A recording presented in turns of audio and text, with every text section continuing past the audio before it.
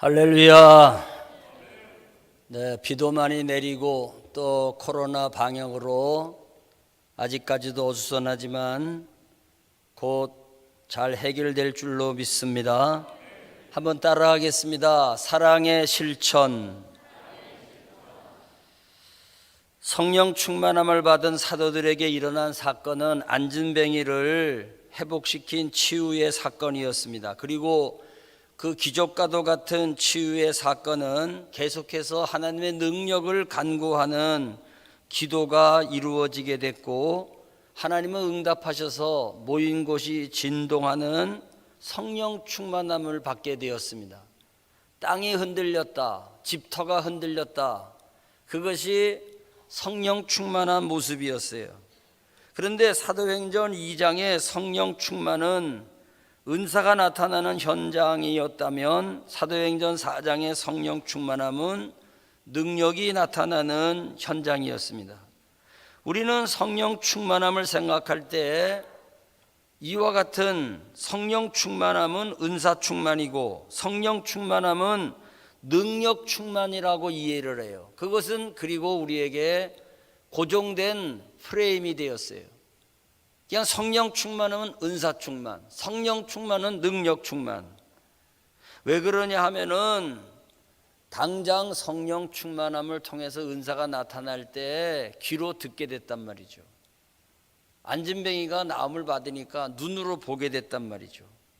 그러니까 성령 충만함은 전부 감각적인 것으로만 우리가 오해하는 편견에 빠져 있는 거예요. 아예 그것이 고정된 틀이 돼버리고 말았어요. 그런데 성령 충만함이라고 하는 것은 이렇게 감각적으로 듣고 보고 그 이전에 보이지 않는 부분에 뭔가 터치가 일어난 겁니다.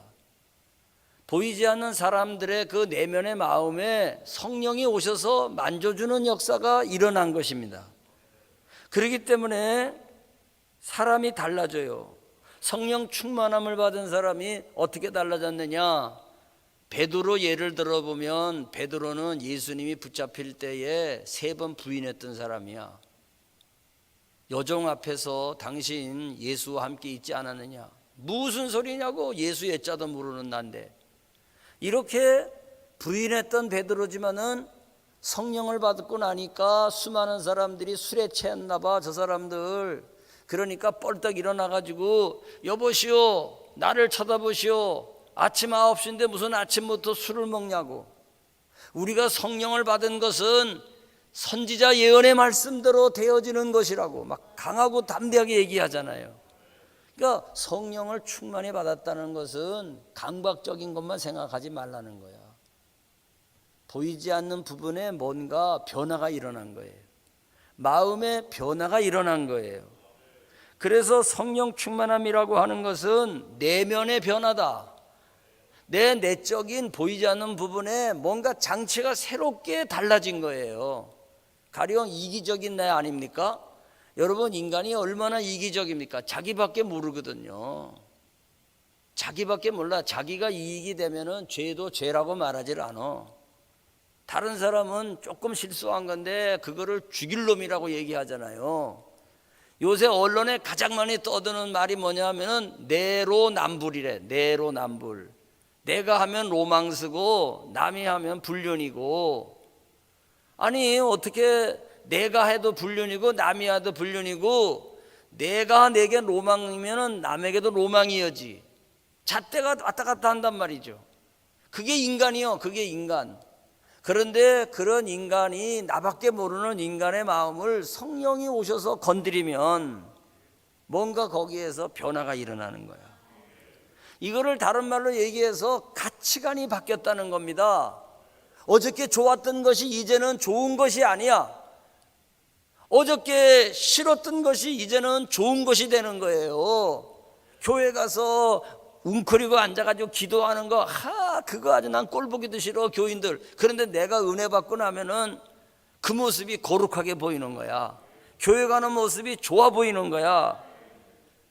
그래서 이기적인 내가 다른 사람을 생각하는 상태로 바뀌는 거, 그것이 성령 충만의 또 하나의 모습이라는 거예요. 그래서 사도행전 2장에 성령 충만 이후에 뭐라고 쓰여졌냐면요, 믿는 사람이 다 함께 있어 모든 물건을 서로 통용하고 재산과 소유를 팔아 각 사람의 필요를 따라 나눠주며, 사도행전 2장에서 성령 충만 받고 난 다음에 묘사된 사도행전의 기술은 생활을 기록하고 있는 거예요. 생활을 이렇게 살았다. 여러분 신앙생활, 기도를 밤새도록 했습니까? 생활의 변화가 와야 됩니다. 성경을 100번 읽었습니까? 생활의 변화가 와야 됩니다.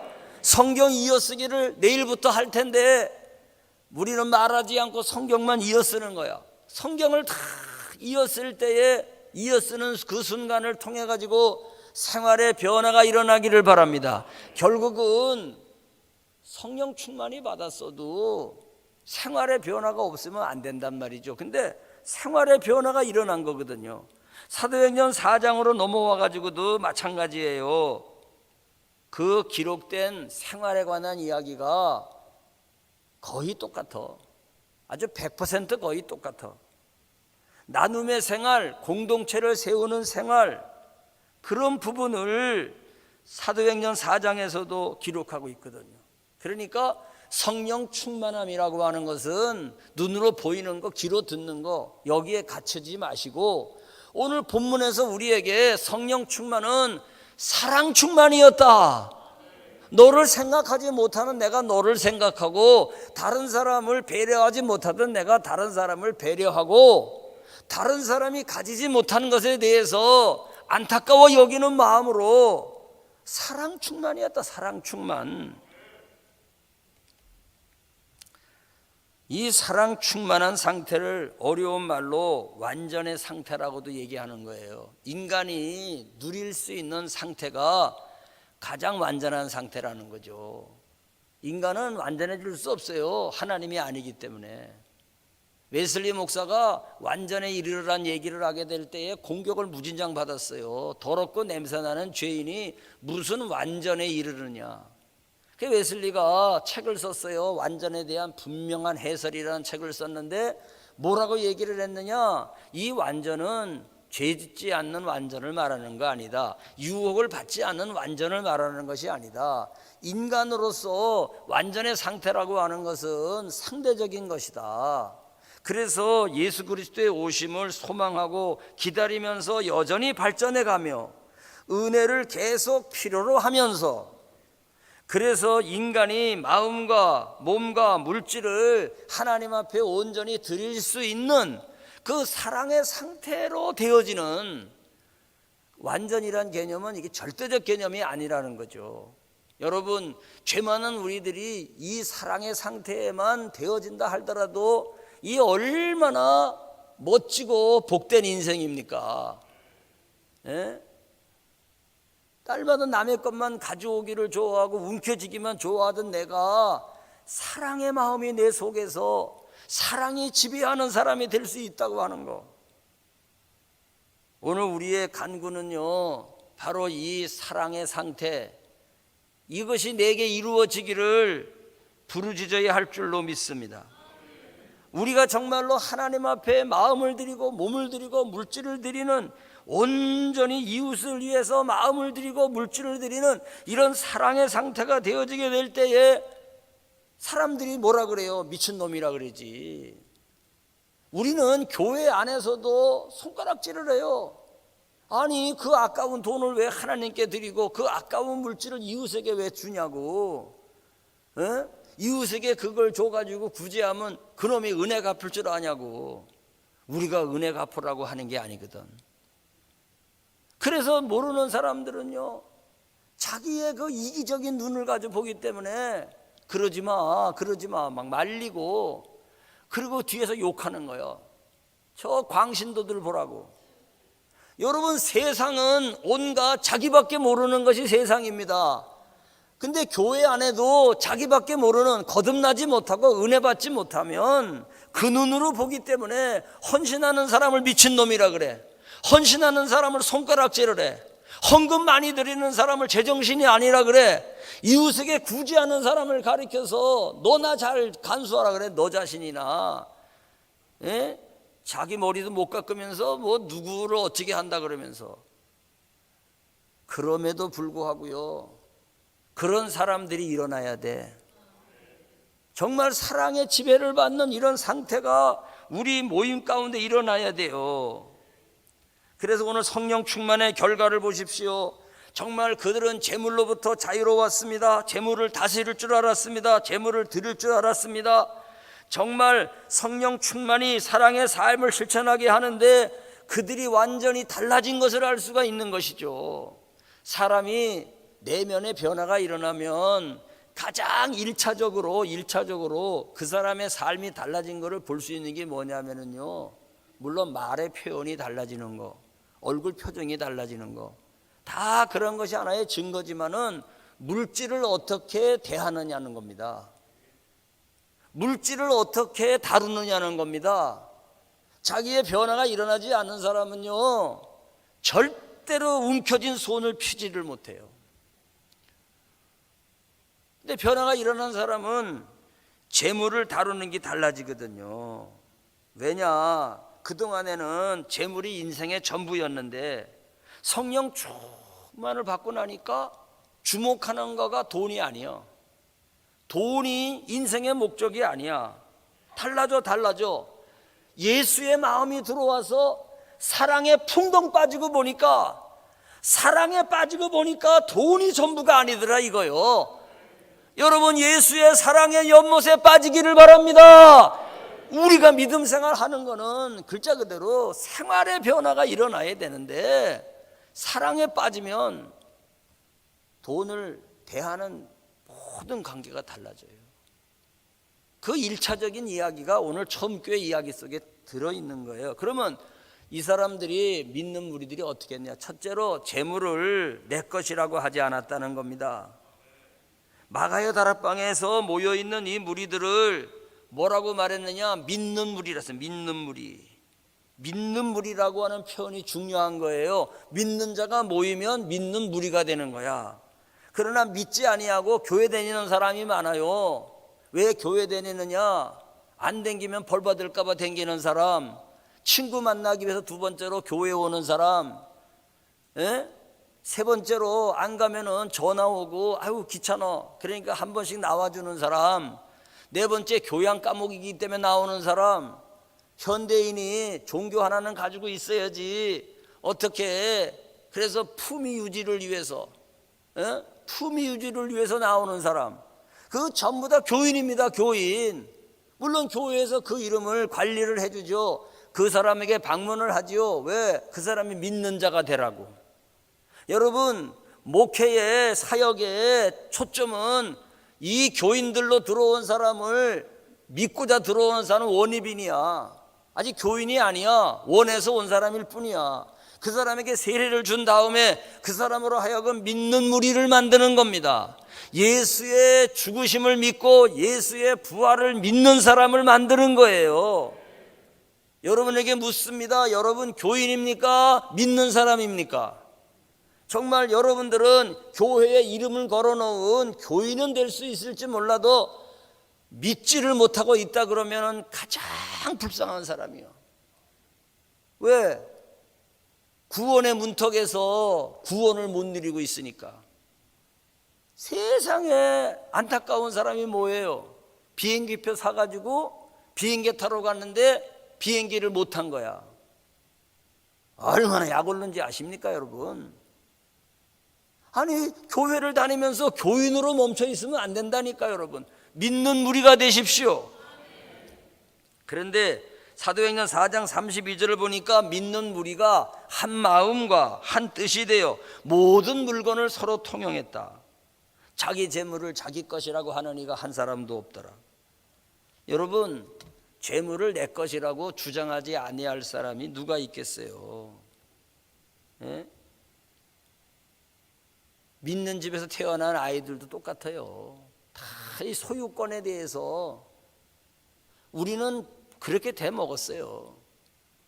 예? 우리 손자가 둘이 있는데 한번 우리 집에 왔어요. 왔는데 조수연 집사가 나이키를 사왔나 봐. 신발 누가 사왔더라 신발을. 하여튼 신발을 사왔는데 한 컬레를 사왔어.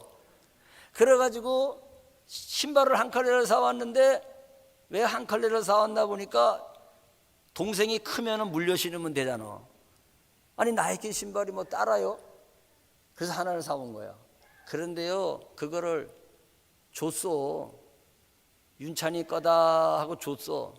줬더니 밑에 놈 동생이요 직거래. 그래가지고 어디 나가려고 하는데 신발부터 끌어안아. 신발부터. 왜 홍학구한테 뺏기면 내 거가 안 되니까. 이야 신발이 한 컬레인데 그거 누가 가르쳐준 거야? 이게요 죄가 우리 속에 들어왔기 때문에 우리는 그냥 내 거라고 하는 것에 대해서 이 소유권을 인정하는 것에 대해서 용납이 안 돼요. 남의 거로. 장난감 한 개도 내 거야지 용납이 안 돼요.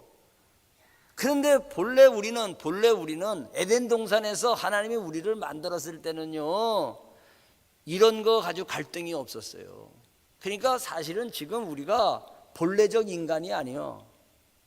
철학적으로 말하면 비본래적 인간이에요. 우리가 얼마나 이 하나님이 본래 하나님의 형상으로 만들었던 그 창조적 인간이 아니란 말이에요. 지금 완전히 우리가 본래적인 데서부터 비본래로 바뀌어 있는 거예요. 예수가 오신 목적은 이거를 회복하려고 온 거예요. 그러니까 뭐 애들도 나이키 하나 가지고 네 거가 아니라 그래도 지 거라 그러는 판국인데, 울고 불고 싸우고 난리를 내는 판국인데, 아니 어떻게 세상이 다 자기 것 주장하는 거지. 교회도요 믿는 자가 되지 아니하면은요 쌈판됩니다. 아니 뭐 교회 왔다고 다 믿는 자입니까? 오늘도 이 예배드리러 온 사람들 중에 있지만은 구경 온 사람도 있는 거야, 솔직한 얘기로. 그러나 세상 사람들은 교회 간다 그러지, 다 믿는다 그러지. 아니야, 쭉쟁이 알곡이 다 합쳐 있는 거야. 예수가 뭔지도 모르는 사람하고 예수의 부활을 믿는 사람하고 다 여기 섞여 있는 거야. 목사로서 간절히 바라는 소망은 여러분들이 아무쪼록 예수가 나를 위해 죽으시고 예수가 부활하셨음을 믿는 자가 돼서 오늘 아침에 이 문을 열고 나갈 수 있기를 바랍니다. 나는 믿습니다. 믿기 때문에 나는 행복합니다. 나는 행복합니다. 왜냐, 나는 믿기 때문입니다. 그래서 여러분들이 막 얼굴이 그냥 환하게 펼쳐지고, 코로나 바이러스가 우울증을 줄 수가 없어요. 부활의 소망을 가지고 나는 사는 사람입니다. 이러고 여러분이 예배 끝나고 나갔으면 좋겠어. 그런데요, 이 믿는 무리가 한 마음이 한뜻 돼가지고 재물을 내 것이라고 하지 않는 거예요.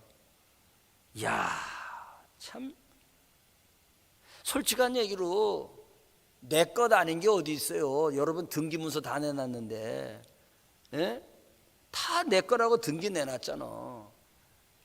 근데 여러분, 소유권은요 주님도 인정해 주는 거예요. 남의 거 내가 가져오면 도둑놈이요. 그러니까 율법이 있는 거예요. 남의 것을 훔치지 말라고. 그 소유권을 인정하는 거거든요. 광야에 60만 명이 텐트 치고 생활하는데 냄비가 없네.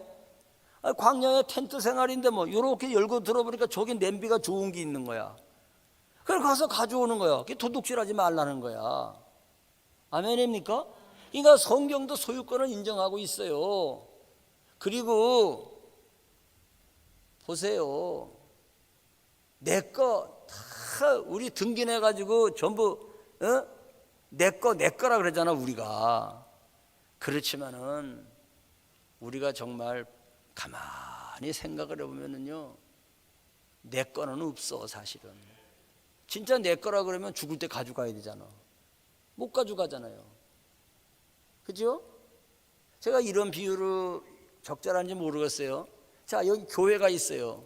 교회가 여기 있는데 내가 여기서 목회를 하다 보니까 오랫동안 목회를 했어. 목회를 하다 보니까 예배당도 짓고 땅도 샀어. 근데 하나님께서 이제 너 목회 그만해라 그러면 이제 목회를 그만해야 되잖아. 그러면 목회를 그만하고 이제 새로운 담임 목사가 왔어. 그러면 목회를 그만뒀을 때에 내가 목회를 그만둘 때 여기 있는 땅덩어리를 100분의 1평이라도 떼가지고 갈 수 있나요? 왜 대답이 없을까? 빨리 대답해야지. 못 가져갑니다 그래야지. 왜 그래요? 이거 주님 거란 말이에요. 주님 거. 그러면 여기서 목회를 한다는 건 뭐예요? 여기서 책임을 다하는 거야. 하나님이 허락하는 그 시간까지 책임을 다하는 거예요. 내일 그만두더라도 오늘까지 책임을 다하는 거야. 아멘입니까? 그럼 내 거가 아니지. 그게 마찬가지요. 여러분들이 열심히 일해가지고 돈 벌어가지고 집 샀어, 밭 샀어, 등기 다 했어. 그 여러분 거지, 등기상에는. 그런데 죽는 날 가져가냐고. 못 가져가잖아. 그러니까 사실은요, 우리가 이게 내 거가 아닙니다 하고 말하는 거가 이게요, 잘못된 게 아니요. 깨달으면 아멘. 아니 오네시모도 바울 곁에서 옥살이를 하다가 얼마나 감화 감동을 받았는지, 너무너무 인격이 뛰어나니까 예수를 믿게 돼, 도둑놈이. 근데 오네시모의 주인은 빌레몬이거든요.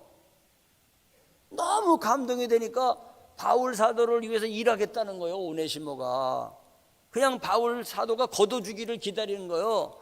그럴 때 그래라 그러면 너는 내 밑에서 일해라. 바울이 그렇게 하지를 않고 빌레몬에게 이 형제를, 이 도둑놈 강도를 예수 믿게 됐으니까 이제는 형제라는 거예요. 그래서 소유권의 문제에 대해서 인정을 해주면서 빌레몬이 그렇게 하세요. 바울 사도님 그렇게 하세요.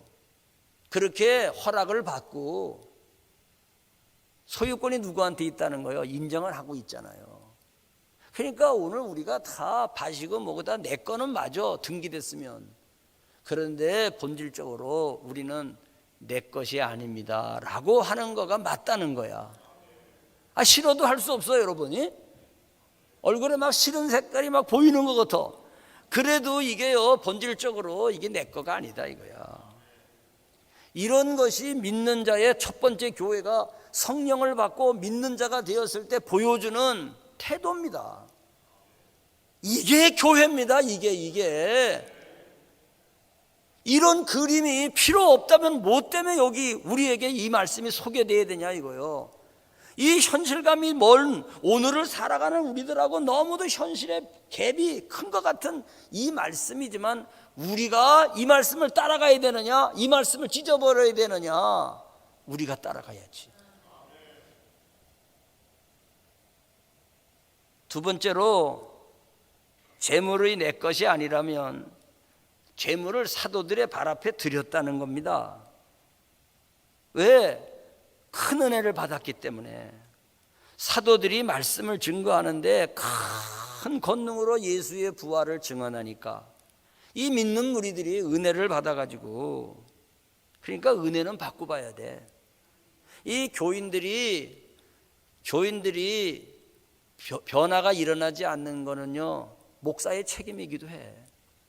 목사가 은혜를, 오늘도 보세요. 사도들이 권능으로 예수의 부활을 증언하니 큰 은혜를 받았다는 거야.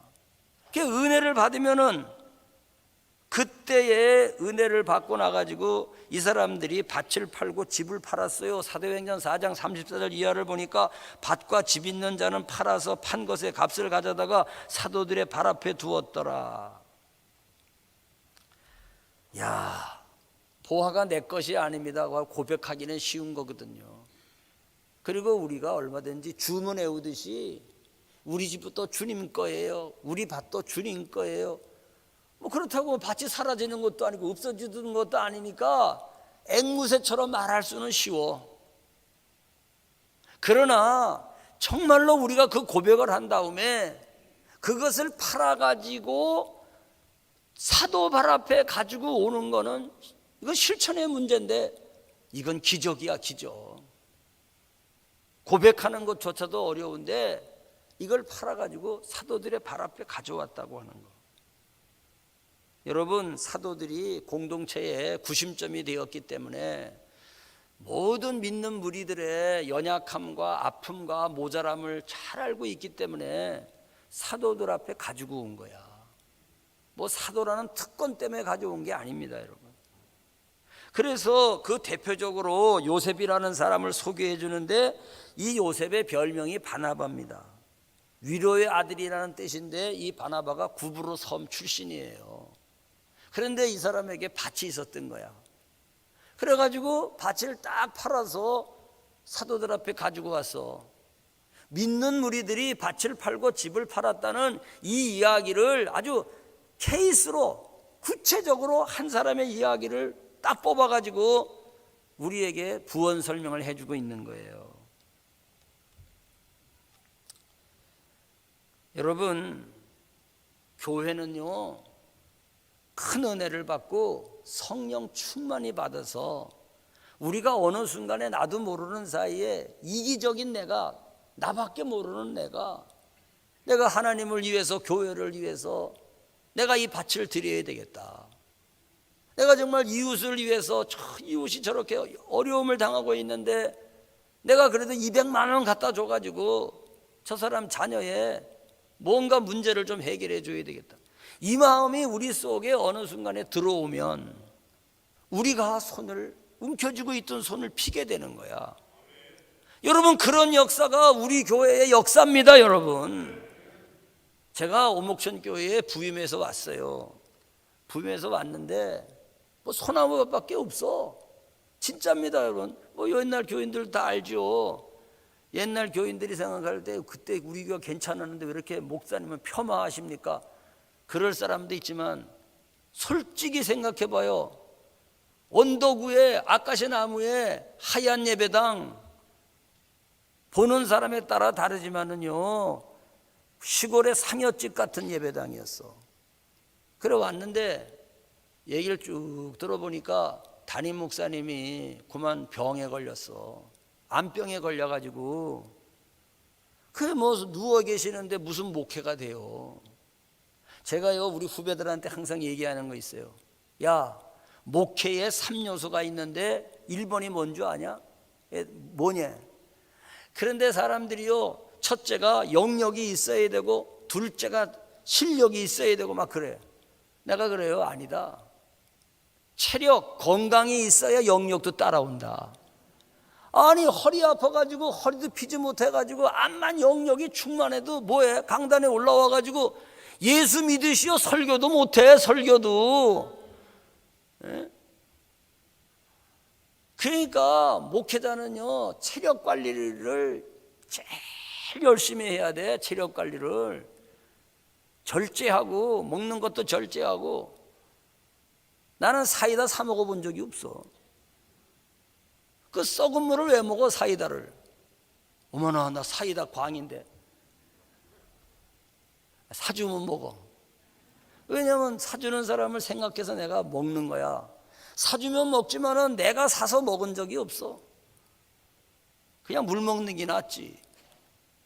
그러니까 여러분들, 우리는 왜 그렇게 하느냐? 쫀쫀하게 주는 대로 먹지. 아니, 주는 대로 먹지. 손님 대접할 때 내가 먹어요. 난 개고기도 잘 먹어요.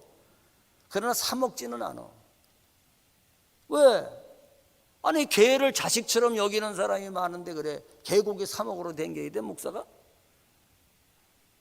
옛날에는 돼, 옛날에는. 그러나 지금은 안 돼요. 지금은 개를 끌어안고 울고 개를 끌어안고 이렇게 하는데 어떻게 개고기를 먹는다는 얘기를 하냐고. 하여튼요, 건강을 위해서 좋다는 건 막 먹는데 그러지 마. 자, 체력이 있어야 설교도 하고 체력이 있어야 실력도 나오지. 아, 책을 1000권을 읽어가지고 1000권이 머릿속에 들어있어, 머릿속에. 그런데 건강하지 못해가지고 맨날 두루누워 있는데 1000권의 책이 여기 들어있으면 뭐해? 글로 옮기지도 못하는 거를.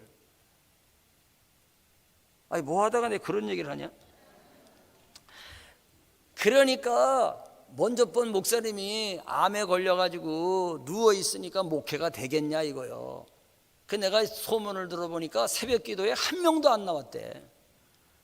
아니 왜 새벽 기도에 한 명도 그때 안 나온 거야 그래? 생각해봐. 그때 박연식 장로님도 그때 교인이 있었을걸? 용인선 권사도 교인이 있었을 거 아니야.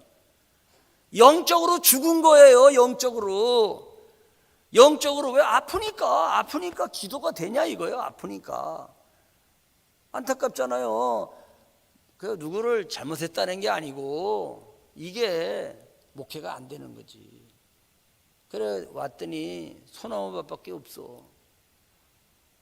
그런데요 한 달 나한테 생활비를 주더라고. 왔는데 생활비를 주는데 보니까 우리가 돈이 좀 부족해가지고 여기저기 꾸러댕기고 뭐 그래가지고 그걸 다 못 드리고 깎아서 준다는 거야.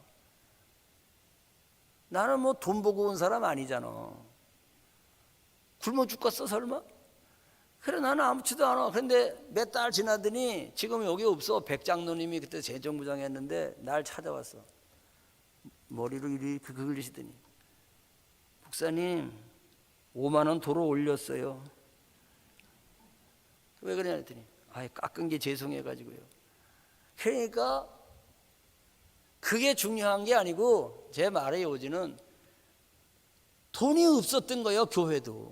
교회의 예산도 넉넉하지 못했던 거니 깎아서 줘야지만이 딱 맞는 거야. 우리 교회 예산이 깎아서 줘야지만이.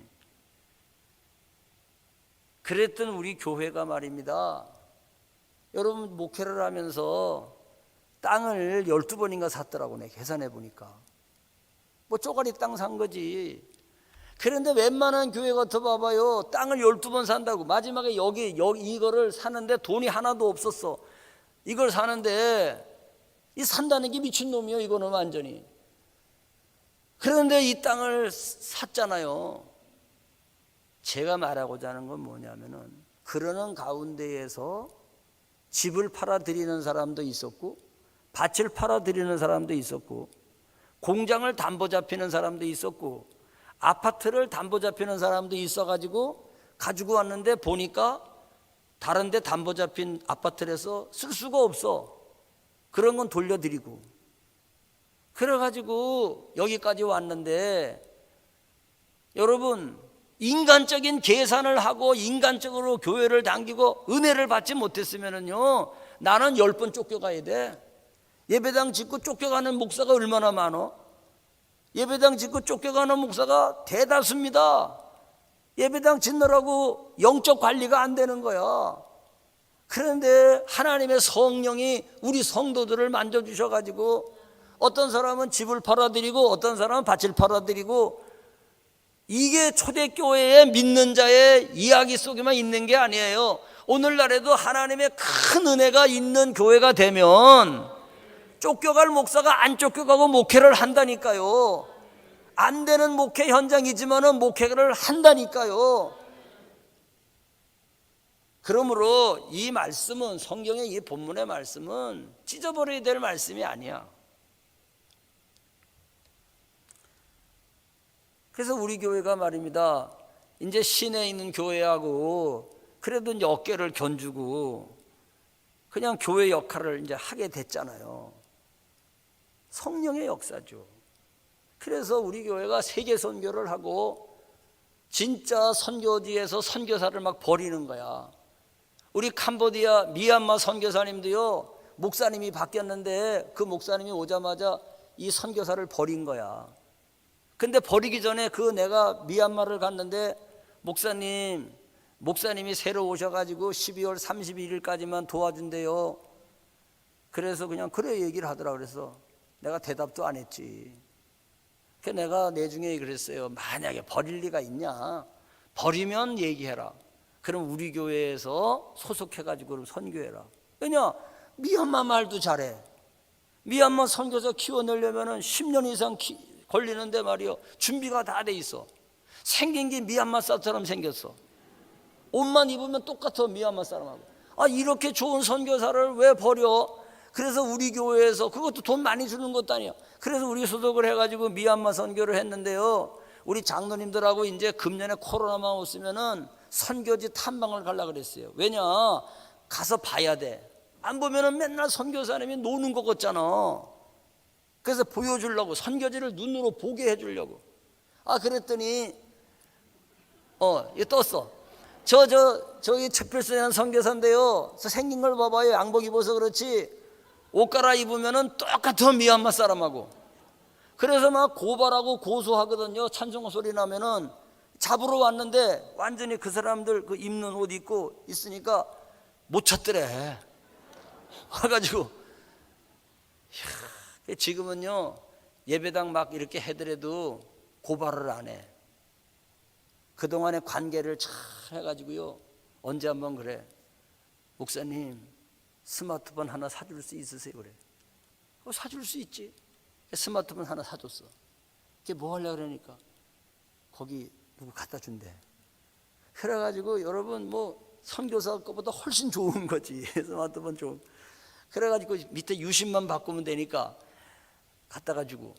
그래가지고 관계가 좋아져가지고요, 이제는 그 봉헌 예배 드리는데도 그 동네 사람들이 다 와가지고서는 밥 해줬다니까. 그래, 저기가 뭐냐면 이쪽에 있는 교회가 2층짜리가 안디옥 교회야. 저 안디옥 교회가요, 어떻게 세워졌냐? 우리 교회에 돌아가신 권사님께서 3천만 원을 드린 거야. 교회 돈으로 못해요. 교회 돈 가지고, 교회 경상비 가지고는 여러분들이 뭐 교회 돈 가지고 하는 줄 아는데 그거 아닙니다 지금. 그래서 그분이 들어가지고 목조 건물로 돼 있는 안디옥 교회를 사놓은 거야. 사놨는데 저기다가 예배당을 짓는데 이 경기원의 남성교연합회에서 돈이 있다 그러길래 살살 얘기했어요. 여다가 지라고, 땅도 있고 모자라면 우리 교회가 보탤 테니까 걱정하지 말라고. 그래가지고 저 2층짜리가 건물이 생긴 거야. 그리고 또 이쪽에 파란 건물은 뭐냐면은요, 저 파란 건물의 교회 이름이 스프링 가든이요. 스프링은 봄이야, 봄. 가든은 동산이요. 봄동산 교회야. 예? 그래가지고 봄동산 교회를 졌는데 뒤에 있는 지붕 또 하나는 뭐냐면 그게 미션센터예요. 안디옥 미션센터예요. 그 미션센터 옆에다가 강당으로 저 예배당을 진 거예요. 그러면 저거는 또 어떻게 졌느냐? 교회 예산이 아니에요. 우리 성도들이 3천만 원을 낸 거야. 저도 감독이 끝나면서 하나님의 은혜가 감사해서 3천만 원을 낸 거가 저 미션센터에 들어가 있는 거예요. 교회 예산으로 진 게 아닙니다, 여러분. 우리 빚 갚아야 돼. 그래서 저렇게 예배당이 져주고 미션센터가 져주고 그렇게 하니까 막 안디옥 교회가 부흥돼 가지고요, 지금 저 위에 봐봐, 예배 보는 모습이잖아. 집회하는 광경, 어린이 집회, 세례하는 모습. 그래서 저 안디옥 교회가 말입니다, 어느 정도 성장했느냐? 1년 예산이요, 한국 돈으로 바꿔가지고 600만 원 정도가 나와요. 에게게 600만 원 가지고. 근데 거기서요, 헌금이 이루어진다고 하는 그 자체가 대단한 거고, 그 돈의 가치가, 그 나라의 가치가 있기 때문에 그런 교회가 됐어요. 청년들이 얼마나 아주 잘생기고 멋있는 애들이 찬양 인도하는지 몰라요. 자, 또 보세요. 미션센터를 보면은 저 미션센터 안에서 신학교 졸업식 하는 모습이 있고, 신학교 세미나 하는 모습이 있고, 그리고 내부가 저기 있는데 왜 옆에다가 저 스프링 가든을 처치를 졌냐 하면은요, 기둥이 있어, 기둥이 저 안에. 옛날 기술이 돈은 없고 그러니까 기둥을 많이 집어넣어가지고 2층 강당이 시원찮아, 저렇게. 또 있나? 자, 이거는 전도 집회하는 모습이에요. 그리고 선교원 애들 졸업하는 거. 여러분, 미얀마의 교회 학교에 애들이 500명이요. 최필선 선교사님이 관리하는 교회 학교 애들이 여기 30명, 저기 50명, 저기 해가지고 그게 500명이야, 500명. 아니, 가서 보세요. 제가 어디라고 저 있지도 않은 얘기를 합니까? 이게 다 성령이 우리의 마음을 만져주시는 순간 나도 모르게 3천만 원을 내는 거예요. 나도 모르게 이상하게 내고 싶은 거야. 물론 우리 교회에서 장면 가운데에서 찬송가를 미얀마어로다가 만들어 가지고 미얀마 감리교회에 찬송가 보급을 했어요. 그건 우리 돈으로 했어. 우리 교회에 이 선교비를 가지고 했어. 꼭 중요한 일이죠. 이렇게 하나님께서 역사를 하니까 교회 안에서 이게 내 건데도 불구하고 주님 것이다. 그리고 주님 것이기 때문에 내가 이거를 드리겠다. 그러니까 그것이 복음을 증거하는 데에 사용되는 거예요. 오늘 여러분들에게 헌금하라, 물질을, 이런 설교가 아니에요. 이 본질이 뭐냐? 성령을 충만히 받고 나니까 관점이 달라지더라. 내 안에, 내 내면에 어떤 터치가 이루어지고 나니까 이제는 가치관이 달라지더라. 내가 그 얘기를 하려고 그러는 거예요. 아멘입니까? 결국은 재물을 드리니까 세 번째로 사람의 필요를 따라 나누어 주었다는 겁니다.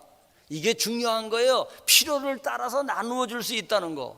사도들에게 갖다 줬더니 사도가 사도의 마음대로, 사도가 주고 싶은 대로 주는 게 아니라 필요한 것을 따라서 저 사람은 요거를 필요로 하는구나. 여러분, 우리가 구제할 때도 말입니다, 그 사람의 필요를 이해하고 필요를 따라서 주는 게 중요해요. 아무렇게나 주는 사람이, 나는 주는 사람, 너는 받는 사람, 그래가지고 큰소리 치면서 주면은요 시험 들어요. 저 사람 쌀 필요하겠다, 무조건 쌀 주면 그 사람이 도움되는 게 아니에요. 도로 덤벼들어요. 내가 거지입니까? 나를 거지로 취급하는 겁니까? 내가 언제 쌀 달라 그랬습니까? 사람의 마음은요 약해져 있거든요. 내가 뭔가를 가지고 있지 못하다고 하는 것이 자기 마음을요 닫아버리거든요. 그러니까 필요를 따라서 정말 이거를 저 사람에게 주었을 때 저 사람이 정말 도움이 될 수 있겠다. 그러니까 고기를 갖다 주기보다는 고기 잡는 법을 가르쳐 주라는 말이 있는 것처럼 정말 그 사람을 정말 도울 수 있는 길이 되겠구나 했을 때에 이것도 해야 된다는 거야. 여기서 재물이, 교회가 재물을 관리할 때 그 필요를 따라 가지고 그것을 나누어 줬다고 하는 거, 참 얼마나 그것이 감사합니까? 여러분, 우리 교회에 김춘혜 권사님 돌아가셨잖아요. 이분의 집에 놀러 가면은 이제 북한에 있었던 얘기를 해요.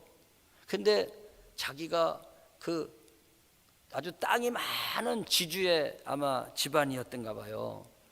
그런데 결국은 해방 이후에 다 뭐 토지 개혁을 하면서 다 남한으로 내려온 거지. 그러니까 뭐 목사님이 뭐 배고파 가지고 무슨 뭐 술찌감이 뭐 그 이해를 안 하시더라고 잘. 그런 거 먹어본 적이 없다는 거예요 막. 근데 이분이요 남한에 와서 믿음 생활할 때에 여러분 신앙이 얼마나 귀중한 걸 알잖아. 예? 북한 정권이 들어서고 나니까 가진 사람 걸 다 뺏어가지고 교회도 다 문 닫게 만들고, 그러니까 이 신앙의 귀중한 걸 아는 거야. 그래서 하나님 앞에 믿음 생활을 할 때 이분은 누가 시켜서가 아니요. 누가 시켜서가 아니요. 어디 가면은요 주일 전에 꼭 돌아오셔. 아들 집에 가서도 거기서 안 자고 꼭 돌아오셔. 그 마지막으로 이제 시애틀 갔어. 딸네 집으로 갔어. 마지막 이제 못 올 줄 알았어. 못 올 줄 알았는데 이분이 왔어. 왜 왔느냐? 결국은 거기가 내가 있을 때가 아니라는 거야. 신앙이라는 거. 그래서 그 안희숙 씨라는 분이 있어요. 죽으면 죽으리다. 이 사람이 우리 권사님대의 조카 며느리야. 죽으면 죽으리다 쓰신 분 있잖아요. 그래서 이분이 그렇게 그 신앙의 귀중한 걸 알아가지고 예배 보기 전에 주일 전에 꼭 오셔. 그러니까 이분은 정말 이 강제적으로 뺏어가는 거 그게 아니죠. 우리 처음 교회의 모습은 누가 뺏어가기 때문에 드리는 게 아니에요. 내 안에 사랑의 상태가 만들어지니까 내가 자발적으로 드리는 거야. 그렇기 때문에 우리가 하나님 앞에 뭔가를 드리고 구제를 하고 남을 돕는 것도요 우리가 알아야 돼요. 인위적인 것이 아니라는 거예요. 조건을 따져서 하는 것도 아니라는 거예요. 남에게 하라고 요구하지 말아야 된다는 거예요. 온전히 사랑의 마음으로 자발적으로 해야 된다는 거예요. 교회의 이름으로, 예수의 이름으로 해야 된다는 거예요. 우리가 그냥 11조도 내가 누구한테 주면서 내 이름 내려고 하나님의 교회에 드려서 교회가 예수의 이름으로 이렇게 해야 되죠. 사랑하는 성도 여러분, 오늘 시간이 갔기 때문에 제가 줄이겠어요. 이런 사랑에 충만한 상태, 이 상태가 언제 이루어질지 아무도 장담할 수가 없어. 오늘일지 다음 주일지 3년 후일지 죽기 전일지. 어떤 면에서 우리는 그런 이기적인 내가 변해서 이런 사랑의 상태에 들어가는 이런 변화를 오늘도 기다리면서 예배하는지도 몰라요. 여러분, 기다리는 것을 포기하면 안 됩니다. 어느 날 갑자기 하나님의 영이 우리를 지배하여 우리들로 하여금 하나님을 사랑하고 이웃을 사랑하는 이러한 내면의 큰 변화를 일으키는 그날이 바로 오늘 밤이 될지도 모른단 말이죠. 여러분, 기다리는 일에 승리하기를 바랍니다. 성령 충만하여 사랑의 실천이 이루어지기를 바랍니다. 기도하겠습니다. 하나님 아버지, 사랑할 수 없는 나를 바꿔주셔서 사랑할 수 있게 해주시고, 나밖에 모르는 나 자신이지만은 이제는 좀 더 다른 사람들에게 움켜진 손을 내미는 이런 용기를 보일 수 있는 자들이 되게 하여 주옵소서. 믿는 자가 되게 하여 주옵소서. 큰 은혜를 부어 주옵소서. 예수님 이름으로 기도하옵나이다. 아멘.